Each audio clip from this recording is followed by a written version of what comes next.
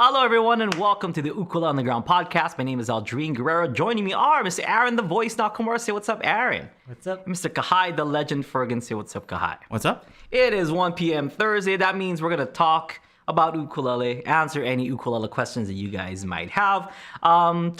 Just talk story. We're just gonna talk uke. If not uke, then we'll talk about other stuff too. If we can't find some uke things to talk about. But we get questions from the Ukulele on the Ground website, from our emails, from from the UU Plus forum. We get all sorts of questions coming from all directions, and we try to answer them as best we can. And this is kind of our little town hall meeting, and just talk about stuff that's going on with the ukulele and with the website and whatnot. So I'll try to come up with the best answer possible that I can come up with, and these two guys are going to come up with their 2 cents, and then we'll try to come up with the best answer that the three of us can come up with. That's the best we can do, right? That's all we can do, really. Kai, we can't promise that it's going to be 100% accurate, but we're going to try, right? Wait, I don't even have a uke in my hat. There we go. Now it's a ukulele podcast. Whoa! Did you just take off your glasses and put on a cape? Whoa! Oh, there's Aldrin. Yeah, Aldrin. Who is this guy? Yeah. So let's go right into it, Kai. Give me the first question of the day. Can we do a student review because we didn't get to do it last week. We had Kathy putting in her song. Okay, Kathy, great job. First off, great job. And one of the things that I liked about it, and she talked about this, where using, I don't know if she used it in this one, but it sounded like she used it on this one, where we talked about, I think a couple weeks back, where stacking the, the recording, where you would do the drums and bass, and then the rhythm, and then the vocals and stuff. The rhythm in that song, boom, on it. Sounded so good. It grooves so much. And that's the first thing that I noticed. I'm listening in. She's got this kind of percussion stuff that's happening. There's a bass that's going on in there. She's strumming her ukulele, and everything seems pretty much on point. It sounded a lot better. I don't know if she used to do it the way that I used to do it, which is the wrong way, but night and day, the recording, this time around versus her previous recordings. Not saying that the previous recordings were super bad or anything, but there was a noticeable difference in the groove of the song, and it doesn't have to be perfect groove as long as it grooves with itself. And sometimes when you do things, when you start a recording out with guitar or ukulele, and then you add the main rhythm stuff bass and drums, it just doesn't come out as as groovy as it should. Oh, I said blue. Where's the blue coming from? Sorry, God. Honestly, don't even know what I'm talking about. But yeah, so that's what I feel is the strength of of that video. I mean, everything else was pretty good. The arrangement was great. I like the I like the strumming that she was kind of using. It wasn't too heavy. It fit with the lyrics. I think she's singing great. I can't really be any sort of judge on singing. I'm not the authority for that, but it was good. I dig it. So good job. Lots of improvement on on Kathy's side. What do you guys think? Yeah, it's pretty much. Yeah. The one thing I would suggest, and this is just because everything does sound good. It's just it already sounds good. So this is just something that if you're wondering how can I make this a little bit better, or what can I do to maybe make it sound a little bit better, is when listening to your bass, it sounds like your bass is plugged directly into your recording device. So that's where it's just you might want to plug it into an amp or plug it into an amp emulator that you can run on your computer too. So. Are you not supposed to do that? Oh yeah, totally knew that you're not supposed to do that. But I think you when you do record direct from your bass, don't you try and EQ it and try and kind of play with that? Yes. Yeah. Okay. Whew, I thought Kai was was small Kai just kind of letting me know you maybe should do this to your bass. All the people that record with bass. Well, it records the way that I do it. I record it to the quartet that I use. The Pro Tools quartet, and then from there I kind of EQ it. So it's not I mean, but I guess that's still going direct into the to the hardware and stuff. I don't know. I record it that way. I put a little bit of a compressor on it. I EQ it to just kind of take the highs out, because I've been using a tiny boy bass, recently for my videos, and I feel like it's got some highs in there that I don't really like for bass. So I cut the highs, and it sounds fine. The high. Sorry, I'm trying to fix things as we're doing the podcast. I was trying to drag out that sentence as long as I could while you were doing your stuff. Yeah, and I don't think there's anything wrong with Kathy's sound. It's just like doesn't it have like that tonal quality of like a bass being directly plugged in, right, and being kind of. It sounds like kind of plucked, kind of hard. It sounds almost MIDI, kind of, like it was kind of harsh. I do agree with you. It was a bit harsh. Yeah, so that's where it's like, I think if you plug into a bass or like you use a bass emulator, you can kind of round it out and make it sound like more, I don't know. I'm sure she has an amp, right? Like if she owns a bass, then like you should own an amp with it. I guess. So just like run it through the amp and then mic the amp. Either mic the amp, or there's like a send or a through. Like do it that way. Yeah, and if you're miking the amp, or if you're using an amp, I don't know. Everybody has their own like tonal preference, right? Yeah. But that's just like usually bass players like to just like roll off the tone knob, right? Yeah. Not make it like super punchy or like where you can hear the pluck. Dun, dun. Yeah. Like you almost want to. It's almost like a ghost note, right? You want to feel it, but not necessarily like hear it. Yeah. I don't like too much highs on my on my bass tracks, only because like people hear me playing bass. I wanted to like blend in so much that like I didn't realize there was a bass in there. Or like, okay, if someone goes, hey, that's enough, that bass line is pretty good, I'm like, oh dang it, they heard it.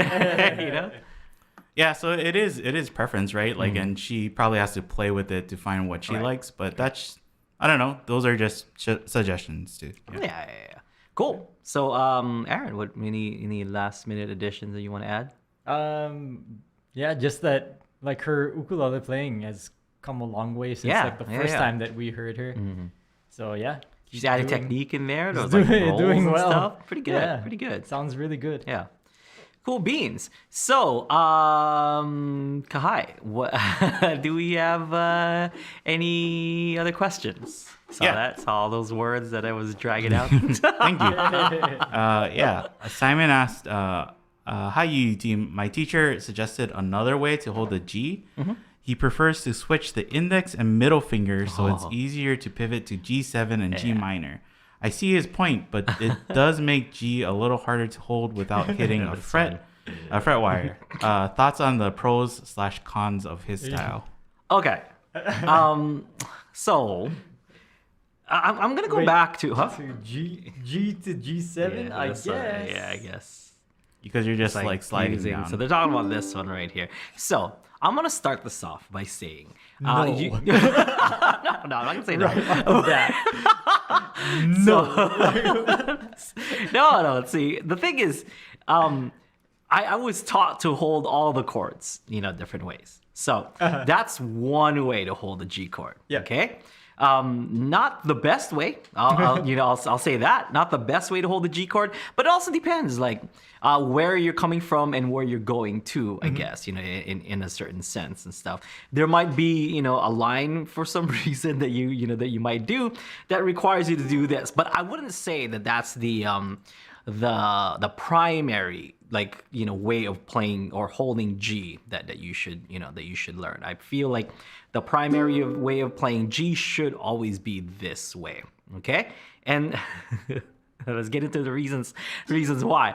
So here, this is when you're playing your G this way, it kind of goes into the other chords in G. For example, G, C is right there, D is right there, B minor, for example, E minor. All the all the chords in the key of G are within reach when you use this fingering of G. So if you're going to say like an E minor, so the most questions that I get is like, how do I switch from G to E minor? You know, as far as chord switches goes, G to E minor. If you're holding it with this G right here, these two middle fingers are already like holding that E minor, because all you gotta do is move these two fingers diagonal up, like one string and one fret up, and then take that pointer finger, place it down like this to get to your E minor. So from G to E minor. If you're holding it like this, you have to like let these two go and then redo it. It's fine, you know, like it works because you can anchor on the pointer finger, I guess, you know, like, but it's just more efficient because you can go to a bunch of other chords from this position of G as opposed to this position. So, and also watch what happens to my wrist and my, you know, in my forearm when I play this G versus when I play this G. When I play this G, it forces that wrist to kind of move this way. Okay, because all the fingers are going to be bunched up in this tiny little area, and if you're using your pointer finger, it's more so that's going to be bunched up, and you're getting this weird kind of cross between the pointer and the middle finger. See how the pointer has to go underneath the middle finger goes and crosses on top of that. It's just not the most ergonomical way to hold the chord. If we're going here, it doesn't cross over any, and it's all kind of going the same direction, you know, like from let's just say if it's a clock, you know, and I'm looking at it from the back of the ukulele, this clock, that's, I don't know, 7 o'clock, 5 o'clock, depending on what you're looking at, like right here going up to about, you know, so 5 o'clock to maybe 10, you know, or I guess in the other way, it would be 7 to 2 o'clock, I guess, you know, going this way. So it's got this nice, you know, like it lines up nicely. And then you don't have to like switch your wrist in order to get to that C. You don't have to switch your wrist in order to get to that D. You don't have to switch your wrist to get to that A minor, B minor. Whereas this, from here to get to the C, see like how I have to kind of switch my wrist around. So from G to the way that your teacher is telling you, to this C. I would like to know the name of this teacher. Who is this teacher? Like, no, actually don't. Like, we don't want to call anyone out. Don't tell us. You know, my teacher, James Hill, is like, oh no. Oh snap. Is this the episode where I do a slap on the wrist on James Hill? No, I would never. He's like, there's so many times I could have called you out on Dream, but I didn't say anything. It's feels like your thumb has to be in that bar chord position. Yes, in the back. In order because for it doesn't even make sense like doing it this way. Be, like a little cumbersome to have it in the natural pillow position. Yes. And it's like, you know, the pointer finger is going from here to here. The rest of the fingers are like going the opposite direction, like crossing the opposite direction. Is just not that ergonomical. But I don't know. I'm trying to think of like, you know, like the pros of doing this. Is just like, not if much. You're playing like a piece, like a solo arrangement of something that calls for like a your pointer finger being on the A string. Yes. Maybe you're gonna go like. Yeah, to the G minor. Or something like that. So the reason that your teacher gave you it goes from G to G minor like easy. It's like you don't really go G to G minor switch that much or that often. You know, it's unless you're playing a song with a minor 1 or minor 4, like, you know, in there, then you would use that. But that's not that common. Also, going from G to G7, sure, you're lifting up all your fingers to get to G7, but that change is so like it doesn't happen that often either. That you might want to change the entire way of playing G just so that you can get from G to G7, you know, a lot. Yeah, because even like the angle of your wrist going from that version of the G back to the G7, you have to totally change it. But I see what they mean. I'm really, really trying to understand where this person is coming from. And going from this G, holding this G, you can anchor on the middle finger. I get it. You know, I understand. Trust me. Yeah. But the angle of your wrist. Yeah, it's just with the regular G to the G7 doesn't change at all. No, from G to G7. Yeah, no wrist movement at all. So it's it's kind of hard because like I can see why people might like come to this conclusion where they're trying to play certain chords and they're like, oh, if I just do it this way, it would be easier, right? But it is the thing where people play chords a certain way and have been playing chords a certain way, not because it's probably the most efficient, and in ways that if you're just thinking of going from one chord to another, like a very specific way, it's like, okay, you can find maybe some alternatives, but like probably the more you learn, the more you're going to come back to like, oh, I should just play the chord the way that it's mostly taught, right? Like I should just play it, these things. And so that's why it's like we give alternatives, but then we also say like, don't give up on learning the way that most people play this chord, Because there's got to be a reason why people, most people play it that way. Like, guys like Jake Shimbukuro, James Hill, Kalei Gamiao, like, some of the greats, like, hold their G chord like this. And there's got to be like a reason why. And almost like from the way that the question was phrased, there's almost like they seem comfortable playing it the way, the standard way. But their teacher's telling them to play because the teacher's saying like, maybe I should really consider. I think because you play the G chord so often, you should just play it the way that you feel comfortable playing. And because it's supposed to be like you don't have to think about it. Yeah. And like if we're breaking it down, in the key of G, there is going to be G, A minor, B minor, C, D, E minor, and F sharp diminished. Okay, so let's just take a look at all those chords. Going from G to B minor, kind of a hassle. Going from G to A minor, not too bad, but that would force you to use your middle finger, on that. Whereas here, like that pointer finger is like right there. And then you can follow it up with all these other fingers for that A minor. A little bit more efficient. I guess up to you in that sense. If you want to use your middle finger, if you want to follow it maybe with with D7, and then let's go on. Let's see a G, A minor, B minor, C. We talked about going from C to this C, or I guess like you can use your pointer finger, point both sides, because G to C is totally, both are okay, And then we get to D, going from here, anchoring that with that middle finger. You have to switch this wrist again. Whereas from this G to this D, you can anchor the ring finger, scooch it down one fret, and put everything else in. Okay, it's just a matter of moving these two fingers, which are already in the right frets. Just kind of move it up and move that ring finger back. Don't have to change directions of the wrist, okay? Let's see what comes after the D, E minor. And then we already talked about G to E minor. Just way better. From here to there. See how like my wrists move? So not that great. G to F sharp diminished, which would be this. That's like the best case scenario, because it's just like the same chord shape, you're just moving it up. Pinky finger, A string, 3rd fret. Yeah. Okay? And then this to this.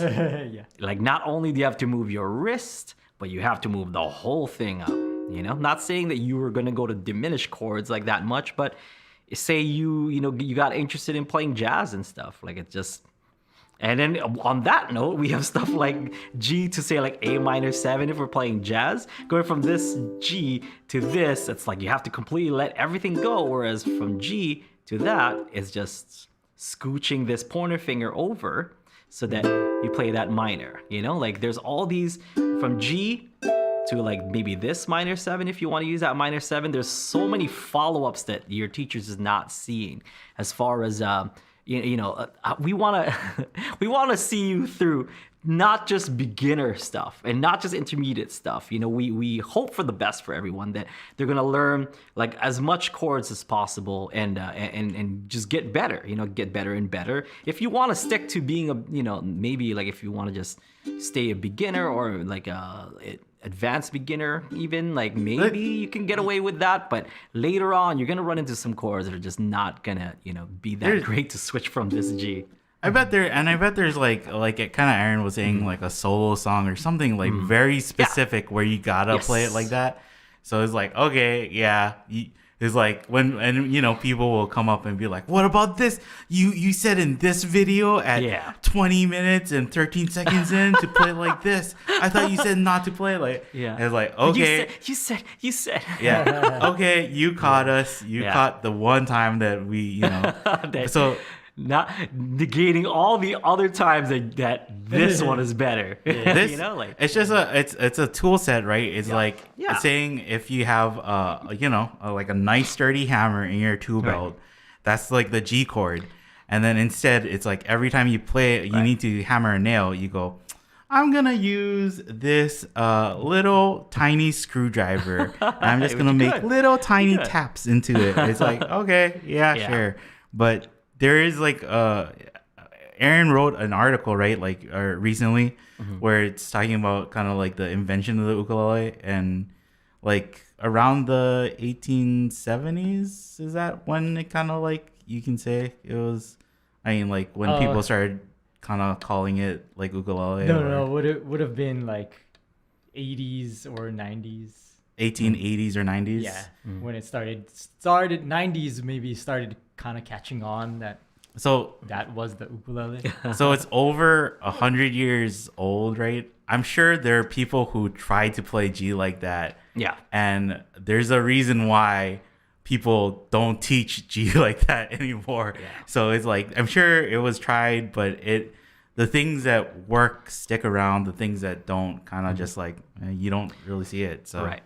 Yeah. But like we said, it's just the opinion of three dudes. I mean, we've been playing uke for a long time. We see it from a bunch of different angles. We've been teaching the ukulele for a long time, and we see the different angles. But I also said, for those people who are like, yeah, but this, I also said right off the bat, you should learn how to play every chord multiple ways. So I'm not saying, okay, get this, listen to what I'm saying, everybody.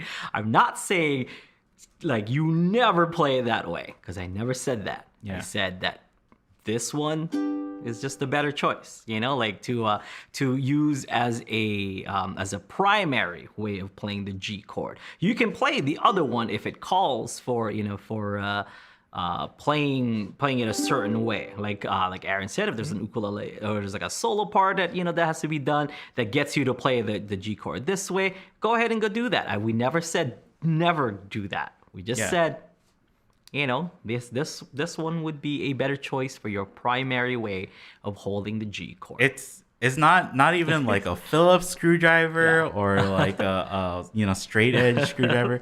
It's one of those like octagonal or like weird shaped screwdrivers where it's like, you're gonna come across a screw or whatever that uses that. Yeah. But for the most part, like in your day-to-day life, like that's Phillips head. Yeah. That screwdriver is probably going to stick in your junk drawer and you're just going to be like, oh, I need it now, right? So just keep it in your drawer, keep it in your tool belt when the time comes. That's what I said about my tri-wing screwdriver, Kahai. I'm like, what am I ever going to use this for? But I use it for my Game Boy Color, and my Game Boy Advance. But only when you're taking it apart, right? Yeah, and then putting it back together, Never when you're... So, all of the cartridges also. Tri-wing, Kahai. So never say never, But yeah, so just to cover our bases, we never said never use it, because there's gonna be a time that's going to be better for the situation, but it's very, very, very situational. So as a teacher, I wouldn't say no, you should play it like this from now on, because this is the better way. I mean, I would be interested as to what their reasonings are, if it differs from what we just listed, but I'm trying to see it from like whatever angle that I can that would justify this teacher saying you should learn it that way. And there might be, who knows, I'm not, I just don't want people to be like, Aldrete said this. Like, no, just play it however you want to play it, honestly. Just Yeah, actually, I remember seeing people play it that way in the early days of YouTube. When like ukulele was first getting popular, but like people on the mainland didn't have access to lessons.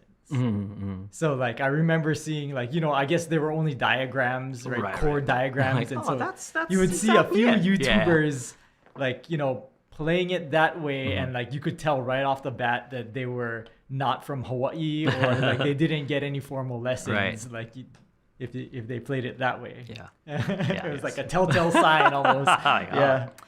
Yeah. Kevin has a question about another some more chords. Yeah. So Kevin said, going from G to E minor, why not use your pinky? That's how I self-taught myself. Is it okay? There's another one where people go from this G to this E minor. We're using like the pinky finger. Yeah. Oh yeah.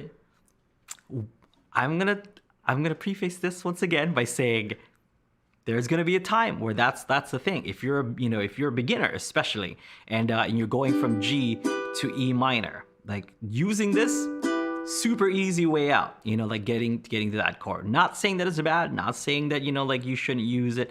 It should just be another tool in your belt that you can use.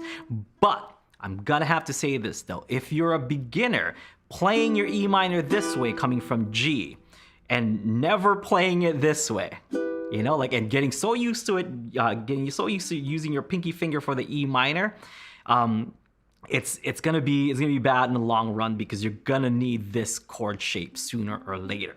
Because and I'll tell you the advantages of this chord shape. This chord shape here allows your pinky finger to add things to the E minor chord. Yeah. Whereas this right here, you're locking your pointer finger out of anything useful. You know what I mean? Like, it's just back here not being able to do anything, and your pointer finger is such a powerful finger on your hand. Like it's one of our strongest, if not the strongest finger, maybe in the same level as our thumb, to for any activity, not just ukulele. So we shouldn't lock that out.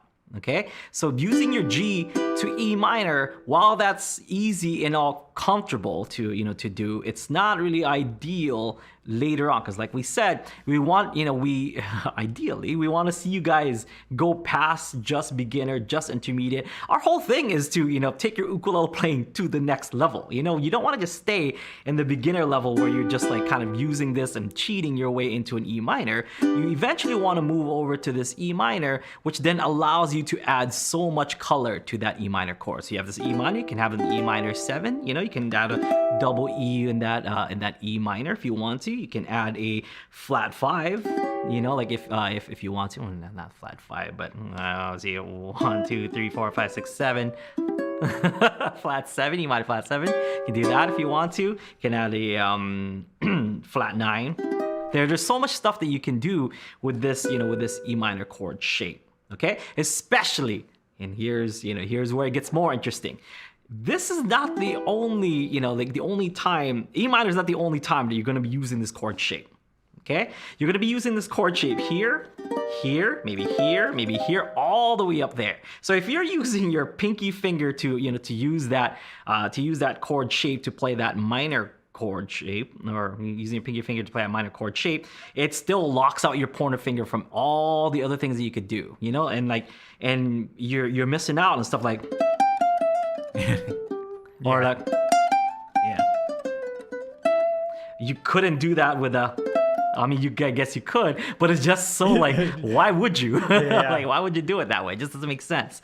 So although it's fine, and although it's just one more tool in your tool belt, it's just better in the long run to go ahead and move on and play the E minor this way. And once again, if we go to the E minor, like to the chords associated in the E minor key, E minor, B minor is right there, E minor, A minor is right there, E minor, C is right there, E minor, G is right there, E minor, D is right there, like all the chords, E minor, B7 is over there. So all the chords associated with the in the key of B minor, it just makes sense to hold it this way. Yeah. Okay? I think, the way to look at it, I think, shouldn't be that it's wrong or right. Yes. But just it's not wrong. It's not. But just like when you look at playing chord shapes a certain way, it opens up a lot more possibilities for where you can go from there. Not only from like playing within the chord families, and if you're playing these kind of beginner chords, playing like down in the first 4 frets.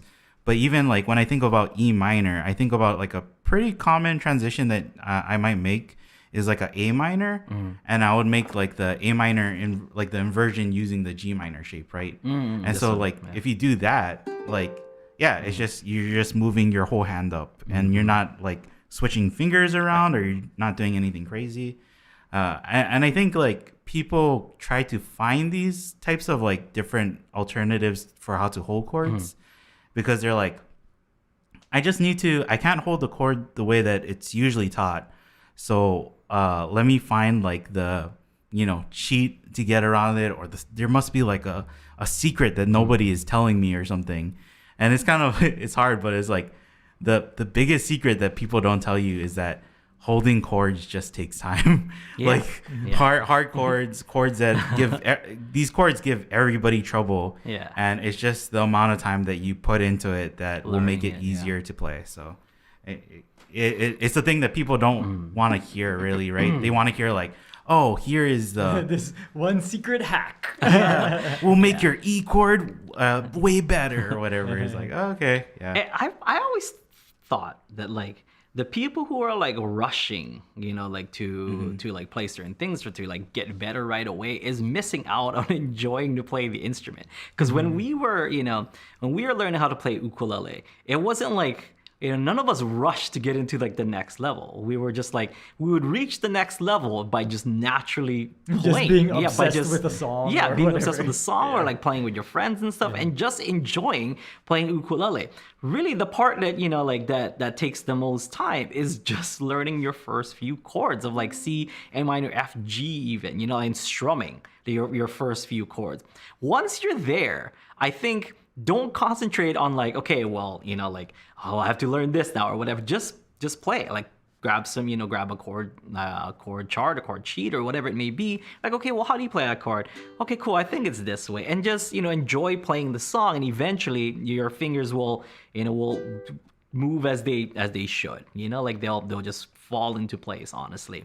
If you play enough, that is. If you play enough, I know some of you are like, well, I'm whatever, like I'm 150, so I don't have time, to play that much. Well, like you don't necessarily want to be spending your last days as 150 like learning chords that you're not going to be able to use. If you're worried about like not having that much time, then you should enjoy the rest of your time. It's that. Yeah, like I think you can look at it like you're older and you're like, oh, but I spent the last of my days learning the hardest ukulele chords and getting frustrated and getting mad and irritated. Or you can say like, I only learned like 4 chords, but with those 4 chords, I had a lot of fun playing songs. Yes, exactly. Because I'm trying to think, like when I was, when I was younger, sure, like, I talk about the story of like locking myself up in the room and practicing for hours and whatnot. But like, that was fun. Yeah. You know what I mean? Like that was me having fun. So whatever your version of having fun is, do that, and that you'll improve naturally, honestly. I don't think that's the thing too, is that I don't think we can say that there probably when we're learning there was no frustration with certain things. But yeah, like it's just, and I think if you learn as a kid, the problem with learning as an adult, right, is that they hear what they're playing and they hear what the song is or something, and they're like, it doesn't sound like that, so I'm getting frustrated that I'm not competent enough to be able to recreate that sound.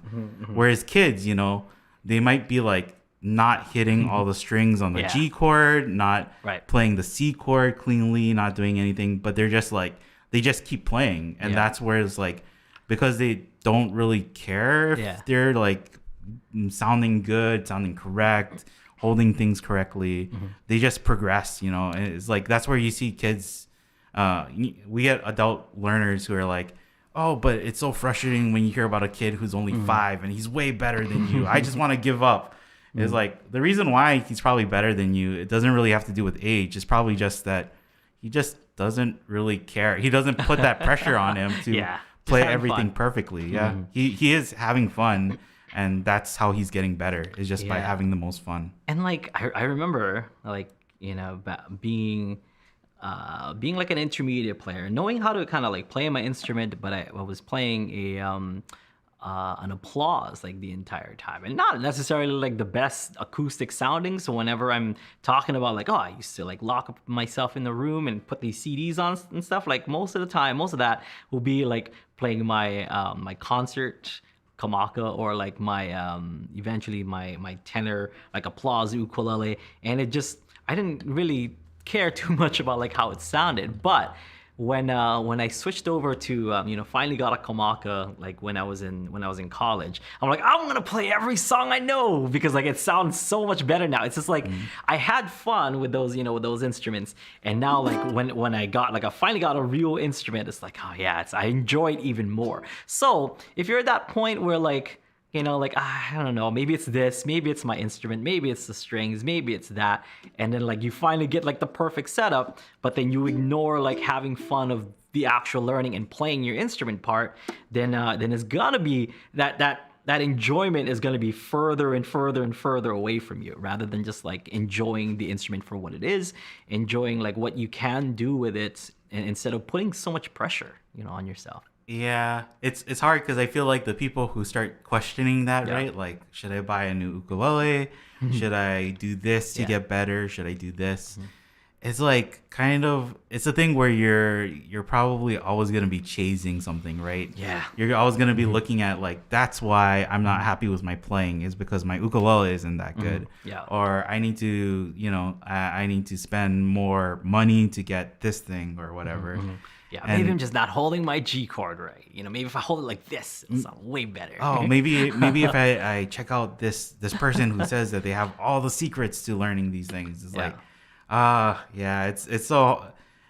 I can guarantee you that like time is the amount of time that you put into playing, and not even like hardcore practice of like, oh, I did this exercise 20 times today and so that my fingers are getting stronger. It's like the time that you put in playing songs that will make you like a more natural player, a better player overall. Yeah. Here on Ukulele on the Ground, we've done separate videos on like warm-ups and like music theory and things like that. But the one thing that's been constant since day one is like there's always a new ukulele song lesson in the first of the month, because we believe that that's just like the best way of getting better your ukulele is learning through songs. Like when you learn a song, or better yet, if you can like kind of play along or sing or whatever, and you enjoy your instrument playing those songs, that's honestly better than anything that you can ever do for yourself. Like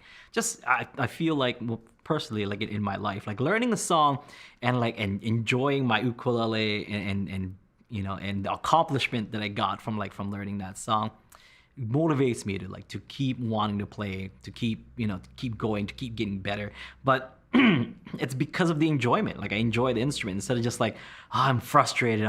I couldn't do 100 BPMs today on my on my little warm up thing or whatever. It's like it's fine. Or like I'm just not getting this this passage from this whatever. It's like those things take time. Like just don't forget to have fun. Really, like it's just have fun with your instrument. Yeah. Yeah, probably when you're learning even songs that people they're like, I'm having a hard time learning Europa, body surfing, or these like technical, challenging songs, right? Are you talking about me? Because I never. No, I'm just joking. I had a hard time. Well, I was gonna say like you probably also enjoyed the learning just like our local songs where it's just like cruise songs, So it's just like I think that's, don't overlook that fun either. Like that's where people burn out, and then they're like, I don't want to play ukulele anymore. It's because I hit this level of song that I just can't play, and I give up. I think I saw somebody on Crazy G said, okay, everybody, see you in 100 years when I try to learn this song. It's like, why would you do that? Like I spend there's songs that I want to learn and I haven't yet, but I'm not spending like months solely focused on that one song. I always like mix, I don't know, playing and messing around with my ukulele with other songs, that aren't necessarily hard or technical, but it's just like I just like the song. It's just fun to play. Yeah. And like that song is not that hard. Like it's just sounds hard because it's fast, but you don't have to play it like 200 whatever BPM. Like you can just play the song as is. Like it's fun. It's not It's not that hard. If you can hold a G chord, if you can hold an G minor chord, an A7 chord, you're golden. Like that's it. Really. If you can bar the second fret, you're good. You know, like you can play the whole song. So like, the challenge of that song, right, is that getting to that faster playing, but then also making it sound pretty clean and clear, right? Yeah. Because you can also play that and have it sound pretty messy, but But if you're having fun with it, like who cares? Right? Like who cares? That's probably like what kids do, right? They just play it like that, and it's like, well, yeah, you can do these things, we can nitpick, but we can see that you're having fun, so that's the most important part. Like I remember, since you brought up Europa, when I was learning Europa, I didn't get like the chords. Like my ear just wasn't that great, or my music theory wasn't that great. So the chords were all like off. It wasn't until like Mark Baldonado, who we have had here on the podcast, taught me the actual chords to Europa. And even he, like, you know, had to be taught by like when he met up with Pure Heart. And then it's like, oh, here's the chords. And Mark's like, I got it, you know, got it and stuff. Yeah. And you were already pretty good by that point. Yeah. And I didn't have the right chords. I didn't know the right chords. Yeah. That A7, totally missed it. My ear just doesn't hear that, you know, like an A7, not necessarily in the key of D minor that I was aware of, you know, it's A minor is what I was thinking of. Like, so that part is A minor, D minor. So yeah, like, but did that stop me from playing that song and having fun with it? Heck no. Like I play that in public all over the place, you know, still play it. And I was, you know, like I remember my first time being on television. It was for the Ekani Kapila Kako at St. Michael's where they used to have it still. And that was one of two songs that I played for that, you know, for that thing that was on TV and stuff. And I was so proud of it. I'm like, hey, everyone, look, family, I'm on TV, play my ukulele. And now looking back at it, it's like, oh man, that was way wrong. But whatever, you know, I'm not gonna scold my former self or whatever. It's just like, that was cool, man. Like that was a cool experience. And look at me, like I'm having fun on TV, you know? I bet like too, if a kid came up to you and started playing it like that, you'd probably be excited, right? Be like, oh my gosh, like I did the same thing too. Yeah, like that connection. It's always cool, you know what I mean? Like, and if I did run, and I did, I guess eventually through Mark and stuff, it's not like, you know what you're talking about, or like going against it. It's like, oh yeah, show me like how it is. I was like open to learn, and that's just me getting better, like taking all these suggestions and all these, not necessarily criticisms, but more like helpful advice from people, like on how to do certain things, how to play it and stuff, and you know, never really let it hinder the fact that I'm having fun with my instrument. Like I still had fun with it, but you know, if one thing was wrong, then whatever, and I'll just play it correct the next time. Right? It's like, cool. Now I know even more of the song. Now I know. Oh, it's great. And like, at the same token, like Mark played body surfing different. So when he did it. Oh, that part, I'm like, hey, I think it's this. He's like, swap out the notes. Like, that sounds right. So we're gonna play it like that. And we've never, you know, it's that, and I think it's, you know, I don't want to sound like the old man yelling at cloud again, but like I think it's this whole like, you know, like instant gratification of like online lessons and stuff, where it's just like I want to learn it correct and just be correct the entire time. So, there's fun and like and doing it wrong, kind of, you know. We're feeding into that. Sorry, everyone. It's kind of hard because I think people look at people playing ukulele, right, and they're like, they look like they're having so much fun, so I want to emulate that. And it is like you will get to that, but it just it's not gonna happen overnight.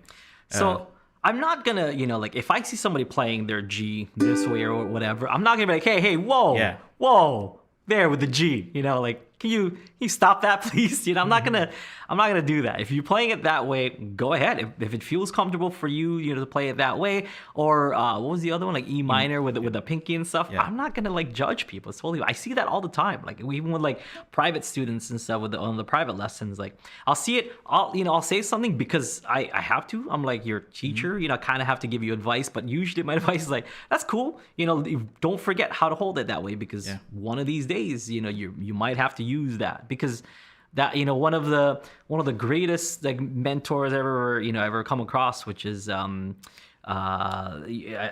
traveled with him in Thailand. I'm blanking out on his Benny? name right now. Benny Chong. Yeah, one of my best mentors I've ever worked with. And like, and he's like, dude, just like, learn how to hold something like at least 3 or 4 different ways. I'm like, okay, that makes, I kind of already, hold it in some ways, but maybe I'll think of other ways to do it. And that just made me that much of a better ukulele player because I'm not closing my mind to like, oh, play it like this and only this way. It's just like, are you playing those notes? Are those notes coming out clean? Then yeah, that's fine. you can play that way. I think when people, show us like chords that they're like, oh, I play like this. Is this wrong?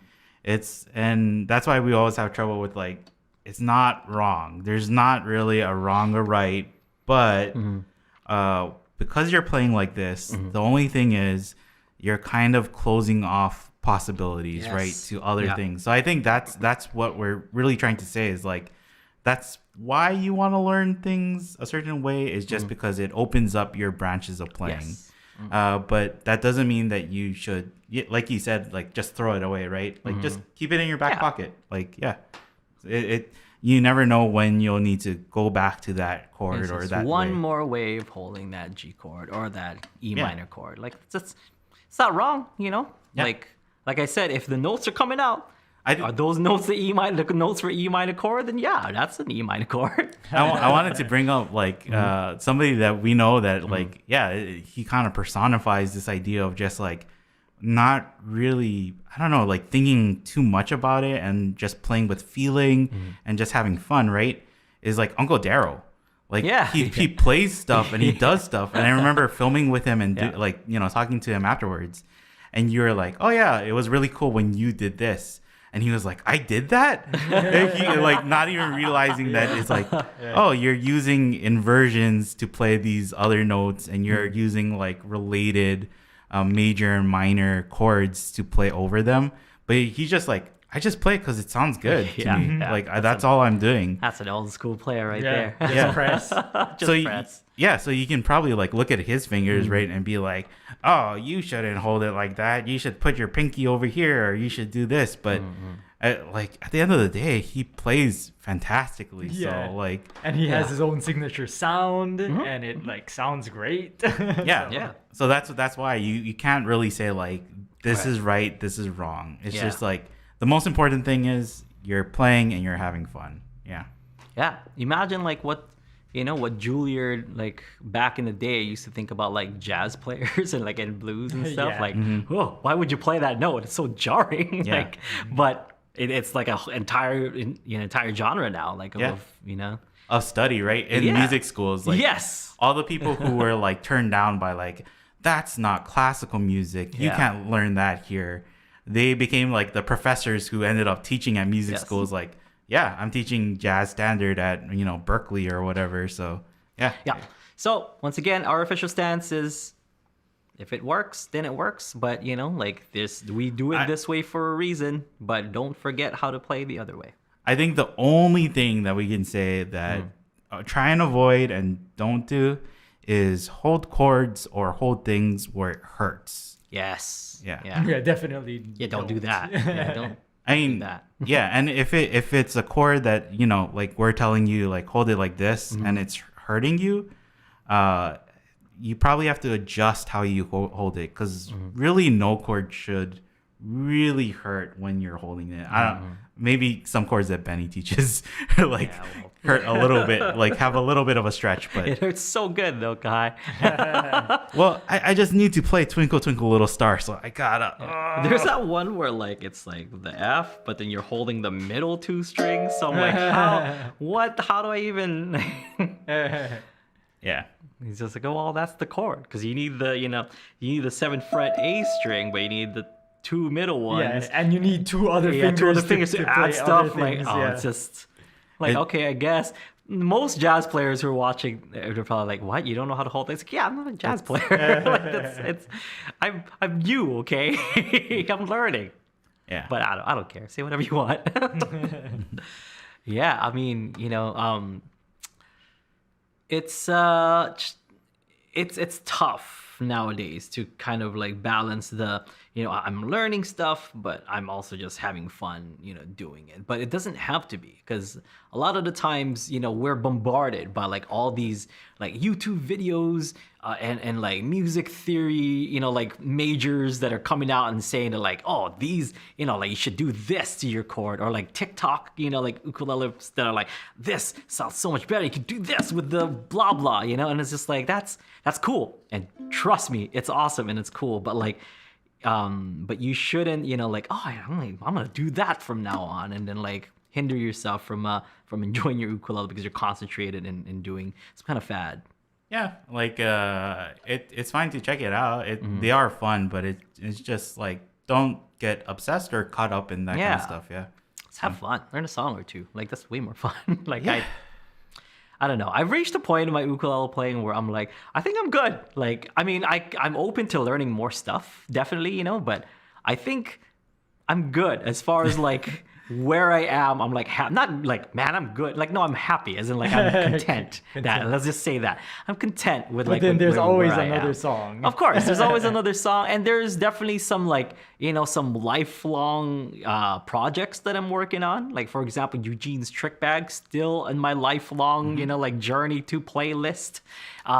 Winter by Vivaldi is another one in my lifelong to learn list. So there's all these major stuff that I want to work on, but for the most part, as far as like should I be learning more, should I be doing stuff, I think I'm pretty content in where I am, where like I can play, and I can hold my own, like versus like some top class like ukulele players and stuff. But I'm not like gonna be as technical and as notes rich like Abe Lagrimas is, or as technically clean as Jake. But I think I do the Aldrin style pretty good. Yeah, and that's what's kept me going. It's like Jim mentioned it in the chat that? today about playing dirty, like the way that you described it. I am like the best Aldrin Guerrero player ever. Like ever. I am the best Aldrin to ever play ukulele. No, I mean, I wouldn't say that. But who knows other Aldrins what thing he is working on right now. So. Yeah. So as far as I'm happy to be like here is Aldrin 2.0. The best version of me that I can. I think I'm content. Like this thing where I am and stuff. I think it's fine. I think I was talking to Aaron about this. I think musicians, I don't want to insult anybody, but I think interesting musicians always have like something that they're like, oh, I'm not really that good at that, and I kind of want to, if I had the time to invest in getting these things. Even like the best classical players or whatever, the people who you think, oh, they're playing Carnegie Hall, they're the cream of the crop, right? Like I know I've heard like interviews and I've seen videos with them, and they're like, I don't know how to play jazz, and that I love that genre, but like that's just something that is outside of my field, and maybe if I have more time, I can invest in it.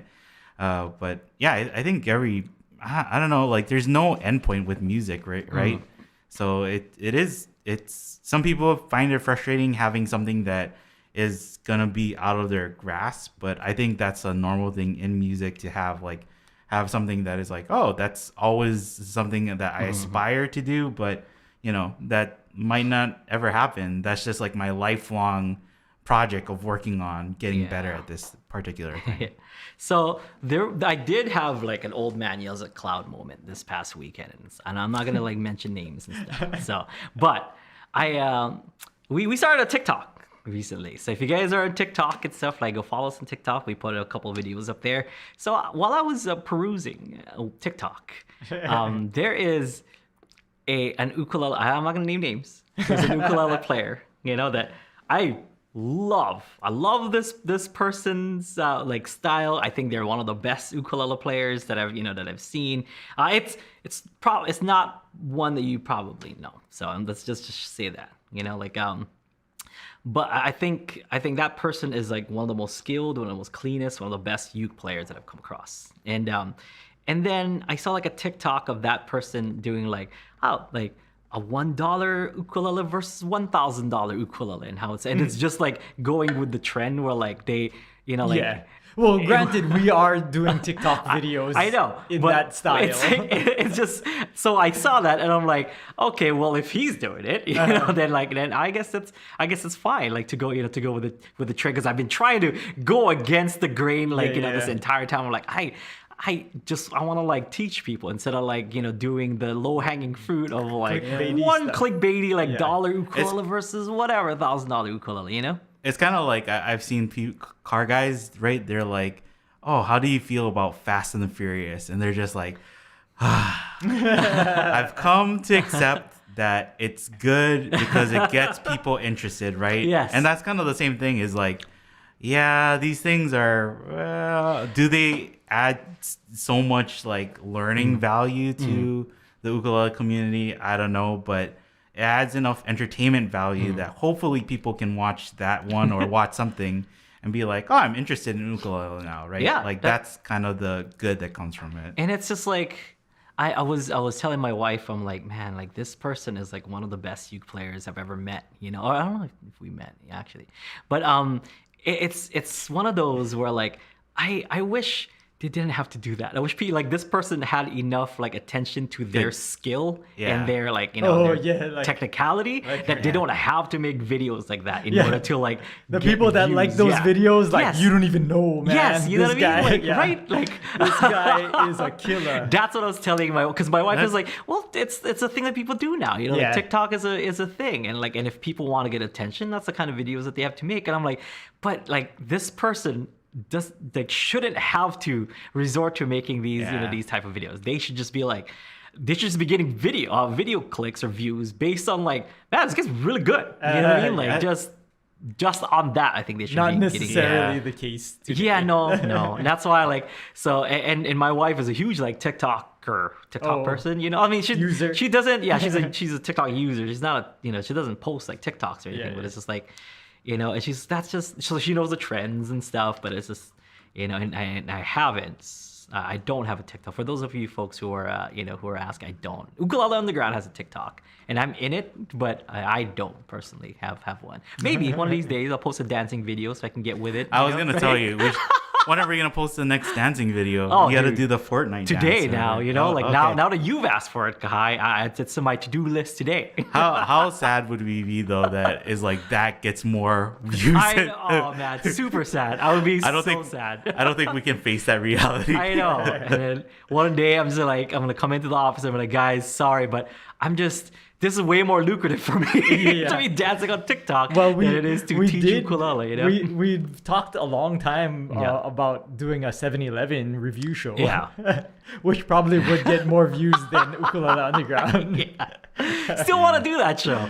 So that's that's a passion project that we might still do, because who knows, 7-Eleven food review show. I want to do it with like other uke players though. Like that's how I kind of want to do it. Like I'll eat a 7 and then like I want to act like the Anthony Bourdain, where like I know well that they used to have this, but it's or like I know which 7-Eleven to hit up, like to just get those like hidden ones where like, well the one in Honolulu doesn't have this one, but they do have this, and the Lihui one has these, but you just can't get a chili bowl with red hot dog from this 7-Eleven. So you got to go to the one in Lihui. That's the one you want to go to. Yeah. So imagine like me and Calais sitting down eating some 7-Eleven, and I'm going all Anthony Bourdain on him, like it's really good. I think I was just talking to Aaron about like where there's like things that it's just like, I don't know if I'm old or this is like absurdist comedy, but I just don't get it. I feel like people will look at that and think the same thing, like, what is going on? Why is this guy reviewing 7-Eleven? I don't. What? Yeah. So just that's one of those things. It may be sad for a second, but it's just like, well, that's just what that's where the trends are going. That's what that's what people are doing now with ukulele and stuff. But it's just like, man, if people only knew. If people only knew how good this guy was. It is one of those like, this person shouldn't have to be doing stuff like this, but they should be out there touring, and everyone should be buying tickets to see this person, because this person's really good. I kind of think that that's the norm though for like any kind of like niche hobby or whatever, is that the ones that like everybody recognizes or like becomes popular usually aren't necessarily like what the people who are deep into the hobby, right? Like would be like, oh, that person is like probably the best at this, you know. Yeah. Like the whatever is like wood carvers on YouTube, like the people who are actually probably the best wood carvers in the world probably make money from wood carving, right? So that's why they're not like, oh guys, check out They're my not new the go-to person. carving thing. Yeah. Right? So I think it happens all the time. Yeah, for the people who are trying to figure out who I'm talking about, you'll never figure it out. you'll never figure it out because it's not like, I don't think I've met this person, honestly. Yeah. I've been an admirer for a long time and was like, this person's really good. And I don't think it like it's kind of just like a trend that we've also seen, right? Like just in general with like really good ukulele players who are like, oh, they're kind of doing something for clickbait. And it's kind of like, it is just like, oh, but they're great musicians. Like it's too bad that they're not working, like they don't have enough work to where they can just be like, hey, I just get to play it, or I'm that's how good I am. Or that's just part of marketing now. Yeah. It's the best segue to like, hey, follow us on TikTok because we're going to be doing some clickbaity stuff. We're gonna start doing some of that. We're going to be clickbaity. Like, no, one weird trick that you should all do right now to get better at ukulele. Yeah. Forget about the old way of playing G. Yeah. I think. Well, like I think having a hard time with E minor, just use your pinky finger. Yeah. What? People who are listening or watching right now, and they're like, "I feel so attacked." No, we're just having fun, everybody. You know, like it's one of those because like we're like not the target demographic for TikTok. Yeah, just like. You know, but we're learning. Okay, it's a learning experience. We're learning, and we want to do it in a way that we're showing stuff that are entertaining, but yet still educational and maybe helpful. You know, maybe helpful for some people because it's like, oh, I didn't know I was doing the robot strum this whole time. The robot arm or the paint, whatever. You know, like paint scraper. You know, and you'll know about all that if you follow us on TikTok and watch our TikTok video because what's the TikTok? Do you know that the username? I don't know. I think it's ukulele on the ground. Either ukulele on the ground or uke on the ground. We have mysterious shadowy figures who are helping us out with the Instagram because it's not the three of us that's like doing the Instagram. No, I guess Instagram too. Instagram and TikTok, but we'll reveal these shadowy figures when the time is right. What you mean that me and Aaron, who don't have any social medias, are doing this, are not doing the social media? And I'm into social media, but I've slowly like just tapered off. And I was Mr. Social Media before, you know, had the Zanga. I have Twitter. Is that a Asian thing Avenue? Yeah, Twitter's still a thing. I'm pretty, you know. People still use the Twitter. I got into The Simpsons because of Twitter. That's how I snuck in there, the Simpsons thing, because Lauren Bouchard snuck into my DMs. It's like, hey, you're like that guy. So I'm like, oh, yes, it is. Yes, it is me. I thought you were saying that you got interested in The Simpsons because of Twitter. No, I got in. No, not like I got into a Simpsons episode. Yeah. because of Twitter. I was like, I thought you said you've been watching The Simpsons as a kid, and I'm pretty sure. I just hit up like whoever like on Twitter. So I hit up Lauren Bouchard. I'm just like, hey, hilarious episode on Bob's last night. Made me want like a banh mi or whatever, and then. Yeah, and then he DM'd me saying like, "Hey, you like help me out with the ukulele?" I'm like, "Yes." He's like, "Oh, by the way, we're doing this thing with the Simpsons. We need somebody to play a Simpsons theme on ukulele. You want to do that?" Yes, yes, 1,000 times yes. Senpai noticed me. If people were wondering how I did that, Twitter, baby. Sends you the sheet music and is like, I don't know what this is, but I'll find somebody who can tell me how to play this. No, I was the one who seeked out the sheet. He's just like, trusted me. He's just like, okay, cool, Dream's got it. He's recording the Simpsons thing, and I'm like, okay, cool. Let me go look at maybe like the piano parts and see what I'm working with. And I'm like, well, this is this is not easy.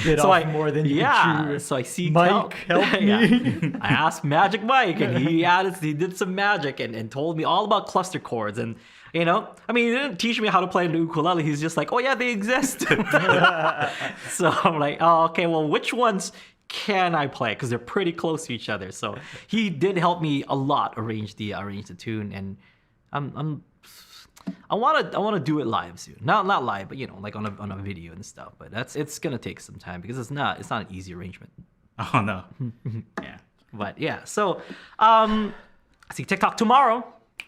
Aaron Nakamura is absent, so I don't know. We haven't decided if we're gonna have Aloha Friday Live Jam yet or not. Kahai, should we take a break from we never take breaks, because even when you were gone, I was doing it like by myself and stuff, and even when the pandemic was happening, we were still doing it from home. But I think we could take a 1 week break, right? Yeah, I took it off the calendar already. Okay. So for those of you folks who are watching right now, and we forgot to let the people know last week that so people are gonna sign in tomorrow. Like, what the heck? You're gonna have to go into the chat. Yeah. We don't have a chat though, because there's not even like a page. So you're not even gonna. But I'll post a banner to let people know. Yes, but we are doing. We should be doing UU Plus live coaching. So that is something that that we will be doing tomorrow. So for those of you folks who are who want to show up for live coaching, we are still doing live coaching at the same time at 2:20 p.m. Hawaii Standard Time. But we will not be doing Aloha Friday Live Jam because I don't know. Old AG wants to take a little break, and it's like a nice time to take a little break too. So we'll do that. And I thought the break was gonna be during like the Thanksgiving weekend. We might still take a break during that weekend, but for the most part, we're gonna do one tomorrow. So we're not gonna be there tomorrow for Aloha Friday Live Jam. But the thing is that next week. Next week's jam is Spooky Jam. Yeah, spooky. Aloha Friday Live Spooky Jam. Oh, I have my costume already ready. I gotta find my stupid pumpkin. I got my costume ready. Let's just say how do I say this? I bought my beret. for my costume for next week. So let's it's gonna be cool. Like a Frenchman or something. Yeah, like some kind of musician. Oh, French musician. Oh, I see. Yes, a French musician. Possibly somebody like a French musician who plays stand-up bass. Yes, musician. I can imagine it now. Yeah, so look forward to my cosplay next week. Basically, that's what it's gonna be. My cosplay. I have the shirt going on. I have my lanyard with the keys. It's gonna be good fun, Kahai. So, anything? Oh, we did mention we had Crazy G that just come up. This past weekend. So if you guys want to watch Crazy G and learn how to play a traditional ukulele tune, Crazy G is the way to go. UU Plus, how it goes. Sign up for UU Plus, take your ukulele playing to the next level by learning Crazy G. Because, if you didn't and you learned it, that's level up for you. So come on, guys. I spent a lot of time making the Crazy G logo look like Initial D. Yeah, it's awesome. I saw that. That was so good. Good job. Yeah. Please reward me by watching the lesson. Remember me. Should do an Initial D song. All right. Anything else? Any other businesses to attend to? I don't think so. So yeah. All right. Well, let's all wish Aaron a safe trip. So have a safe trip, Aaron. Be safe. Be healthy. Hopefully, we'll see you next week. Healthy. Okay. Don't run too hard. Just What, like Don't run into the volcano. Yeah, don't do that. Yeah. Like what? You're like 1 mile, right, Aaron? Two miles? Yeah. But yeah, have a good one, Aaron, and we'll see all of you guys next time. Aloha.